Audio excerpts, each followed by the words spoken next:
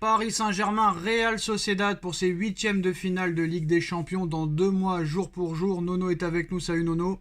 Salut Sacha. Alors Nono, PSG, Real Sociedad, sur le papier, on va pas se mentir, c'est un tirage au sort très clément. Mais vu le niveau du Paris Saint-Germain à l'heure actuelle, je suis pas en train de faire la fête, pas me dire c'est déjà fait, on est déjà en quart de finale, contrairement à tous les supporters qui font déjà la fête, à tous les médias qui disent que c'est déjà fait pour les quarts de finale. Qui on va affronter et qui on va affronter en quart de finale, Nono? On voit que c'est des mecs qui regardent pas le football. Même Omar Da Fonseca, qui commente les matchs espagnols depuis des années, nous dit que si Paris ne passe pas, c'est une faute professionnelle. Certes, je suis d'accord avec lui, mais d'expliquer que la Real Sociedad, ça ne ressemble à rien et c'est une équipe de merde. Qui es-tu pour dire ça alors que eux ont fini premier de leur groupe, contrairement à toi, et qu'en plus de ça, d'après Fred Hermel, c'est l'équipe d'Espagne qui joue la mieux au football. Et quand tu vois le niveau de jeu du Paris Saint-Germain, avec des testons pas possibles, avec des melons pas possibles, un Campos incompétent, un Nasser incompétent, un Enrique incompétent, moi d'accord, je veux bien dire que Paris a une chance et que normalement Paris devrait passer sur le papier. Mais je suis pas là à dire que Paris est déjà en quart de finale de Ligue des Champions. Pour moi, ça risque quand même d'être compliqué. Il faudra faire la différence au match aller. Qu'est-ce que tu penses de ce tirage au sort, Nono? Ah ben comme tu as dit, tirage favorable, mais vu l'état du PSG en ce moment, c'est loin d'être fait. Mais malgré tout, tirage au sort favorable. Et je suis surpris parce que ce tirage au sort nous offre aucune grosse affiche et on se retrouve avec des matchs sans grand intérêt. T'as vu, je t'avais annoncé que City allait tomber contre Copenhague. Pas la peine d'être voyant pour savoir. Bon, il y a de la corruption à l'UEFA, ça on le sait. Mais pour revenir sur le tirage au sort du Paris Saint-Germain, Nono, est-ce que tu es d'accord avec moi pour dire qu'il faudra repasser en 4-3-3 avec l'équipe qui avait performé en début de saison pour ne pas avoir de mauvaises surprises, et bien sûr qu'il faudra faire la différence dès le match aller au Parc des Princes? Ben bien sûr, et il faudra qu'Enrique se remette toujours la tête à l'endroit. Voilà, il ne peut pas rester avec comme ces expériences qu'il essaye de faire de temps en temps. Il faudra qu'il ait la tête à l'endroit et mettre une formule de 4-3-3 et voilà quoi. Et normalement, malgré tout, c'est jouable. Mais comme tu as dit, c'est loin d'être fait. C'est loin d'être fait, surtout que c'est une équipe... Après, ce qui est bien pour le Paris Saint-Germain, Nono, c'est que c'est une équipe qui joue au ballon, qui ne met pas de bus ou de train ou d'avion derrière. Donc c'est une équipe qui joue au football. Donc il y aura énormément d'espace pour le Paris Saint-Germain, en espérant qu'ils remettent Mbappé à gauche, Dembélé à droite et un vrai numéro 9.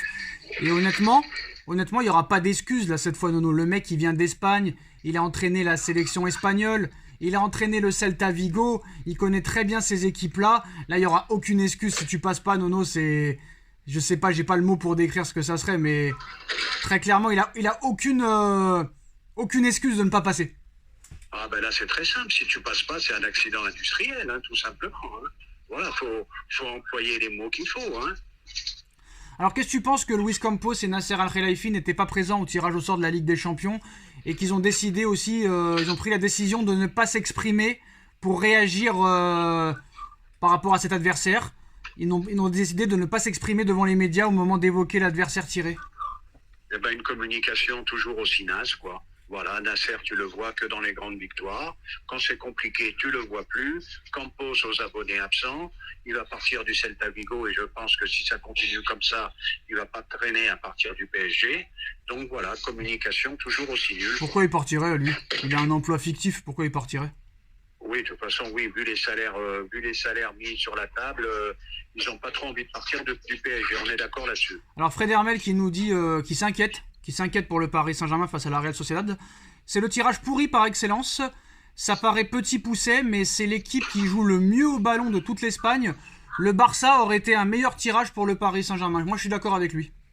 Je suis pas loin d'être d'accord aussi. Je suis pas loin d'être d'accord. Le Barça qui est en grosse difficulté. La Real Sociedad qui joue un très très bon football. Avant de se voir déjà en quart, je sais pas si le Barça n'aurait pas été préférable à la Real Sociedad. Alors je pense qu'avec tout le bruit qu'il y a autour, Nuno, tu as dû être présent au tirage au sort, ça doit être les médias, les caméras. Ah, Nasser Al-Khelaifi qui réagit quand même par médias interposés. Il réagit après le tirage quand même en nous disant: la Real Sociedad est un club magnifique que nous respectons beaucoup. Ils ont une équipe formidable qui a terminé première du groupe et un grand président qui a fait un travail fantastique. Nous attendons avec impatience les matchs de Paris et de San Sebastián, le stade de la Real Sociedad, qui seront de grands moments. Ouais, bon, ils disent ce qu'on veut entendre, hein.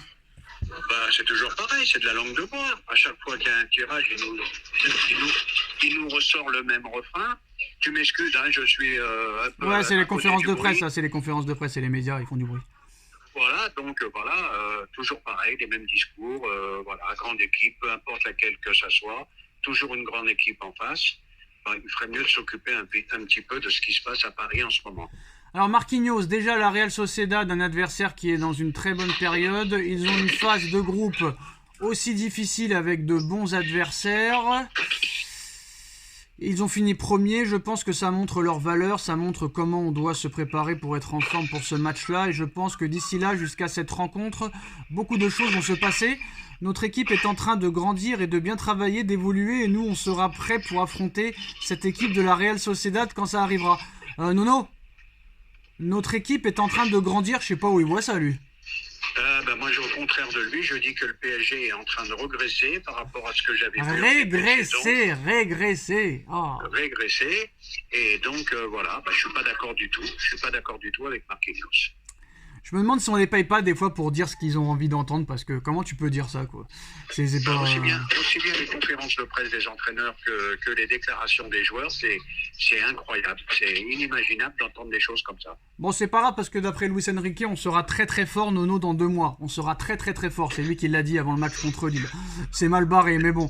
Voilà, on va essayer de faire les positifs, hein, parce que les gens aiment bien le positivisme, Nono. Donc, c'est une équipe plus faible que nous.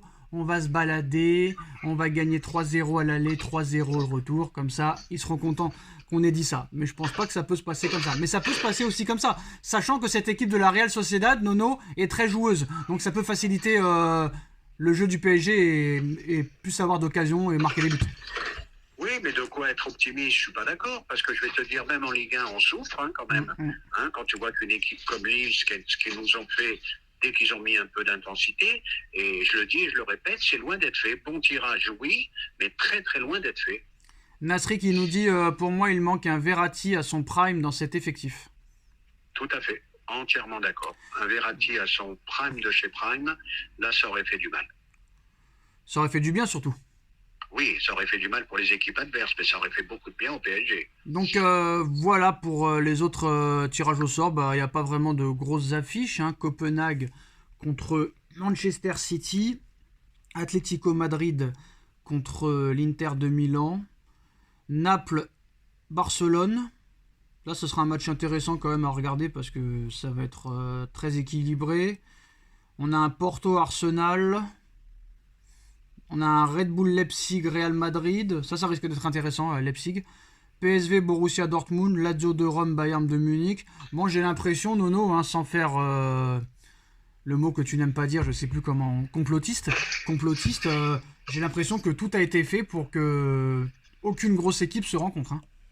Voilà, on protège les gros clubs comme d'habitude, et c'est pour ça que moi je dis qu'il faut revoir ce système de Ligue des Champions. Moi je suis pour le tirage au sort intégral. Voilà, c'est ça la vérité du football. Et on remonterait peut-être 20 ans en arrière, mais tirage au sort intégral. Comment ça, tirage au sort intégral ? Tirage au sort intégral, il n'y a pas de chapeau 1, il n'y a pas de chapeau 2, tirage au sort. C'est le tirage au sort, tout simplement, et tu as des gros chocs. Et rappelle-toi, Nono, qu'avant, c'était en fonction des tableaux, et même ça, ils l'ont enlevé. Voilà, qu'est-ce que ça veut dire ? Tu as tous les chapeaux 1 qui ne sont pas protégés, ils sont hyper protégés. Ce qui serait bien, même dès les huitièmes, c'est que même les équipes qui sont premières se rencontrent. Voilà, mais avant Nono, tu avais des grosses affiches en 8e, je me rappelle. Mais maintenant, depuis 1 ou 2 ans, même 3 ans, il n'y a plus beaucoup de grosses affiches en 8e. Ouais, mais qu'ils fassent attention, qu'ils rectifient le tir, parce qu'un jour, plus ça va aller, moins les gens vont regarder. Nono, je t'annonce, ce soir, ils vont faire la fête, sachant ils sont sûrs, je suis sûr de passer en 8e. Ce soir, c'est la fête au restaurant, dans un grand restaurant parisien, ça je t'annonce. Ce soir, écoute, c'est champagne. La fête, qu'ils fassent attention. Ah ouais, moi j'en suis sûr et certain. Moi, ça me rappelle les 2 fêtes, quand on avait gagné 4-0 contre le Barça, on en prend 6 au retour. Voilà. Non, moi ça me rappelle le PSG Atalanta. Paris était déjà qualifié en demi. L'Atalanta mène 1-0, ils se baladent et Heureusement, dans les dernières minutes, tu fais la différence, mais ils avaient sous-coté et sous-estimé cette équipe de l'Atalanta Bergame. Et heureusement, voilà. Oui. On ne pourra pas faire la même chose, même si c'était il y a 3 ans. Et ben voilà les gars, hein, PSG Real Sociedad en 8ème. Dites-nous en commentaire ce que vous en pensez. On like, on partage, on commente, on s'abonne. Merci Nono d'avoir été là. Et on se retrouve très vite pour une nouvelle vidéo. Tchuss. Merci Sacha. Tchou.